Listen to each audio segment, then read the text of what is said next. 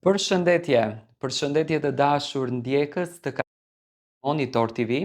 Ja ku po ritakohemi sërish me mua Tirona Lilin pikërisht në këtë kanal për të ndarë lajmet më të fundit. Një deklarat që mbrëm u dha në shtëpinë e fermës pas një diskutimi në fakt që ndodhi mes Mimozës edhe mes Zhakut ka ngritur hamencime, ka ngritur dyshime tek publiku. Tani, dua pak të citoj fjalën që tha Mimoza që të mos keq informojmë publikun, të nisim njerë tek zanafilla e debatit.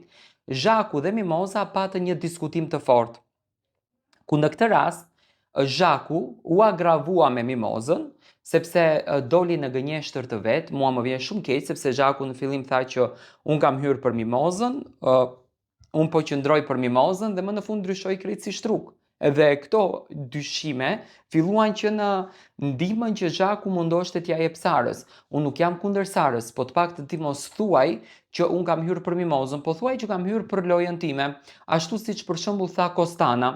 Tani, së dyti, Zhaku dhe Mimoza kanë përmendur një histori nga jashtë, të cilën e kanë sjell brenda në fermë. Mimoza i ka thënë Zhakut: ti me ziprisje që unë të ndajem që ti shkruaje burit tim, në një aspekt të ma marrësh burin. Portali më i madh i lajmeve shqiptare VIP Magazin ka zbuluar një fotografi të cilën e tashmë po e ndajmë të gjithë me ju. Në këtë fotografi që unë do të sjell, është qafë për qafe, Zhaku edhe ish buri i Mimozës, do me thënë për këtë zotëri bëhet fjalë.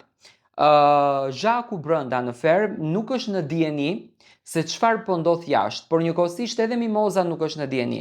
Tani, pyetja ime është shumë logjike.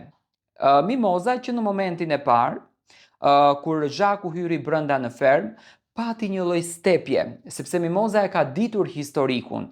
Mimoza e ka ditur prapavijen.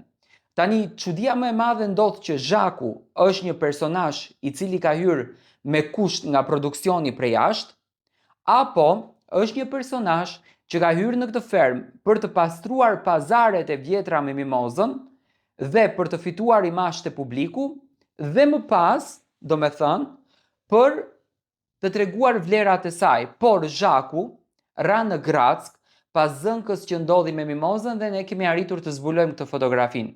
Tani, unë te fotografia shoh një raport shumë të afërt, shoh një raport shumë të lumtur dhe shoh një raport shumë pozitiv mes Zhakut dhe ish burit të Mimozës, që do me thënë, Zhaku ka qenë ndoshta në këtë gjendjen për të krijuar një lidhje, se mvaret se cili ka qenë interesi në këtë mes.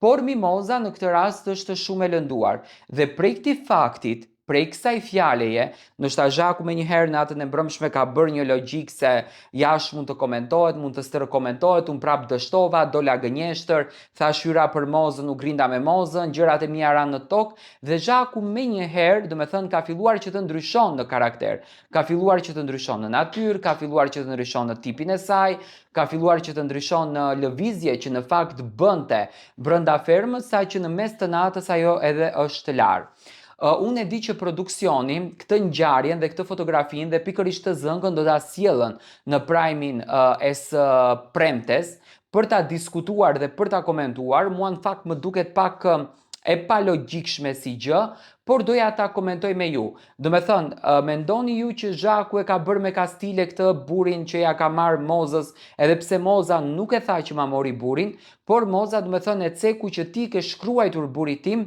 teksa unë isha në ndarje, që në fakt është një lloj tentative për ta marrë partnerin e Mozës.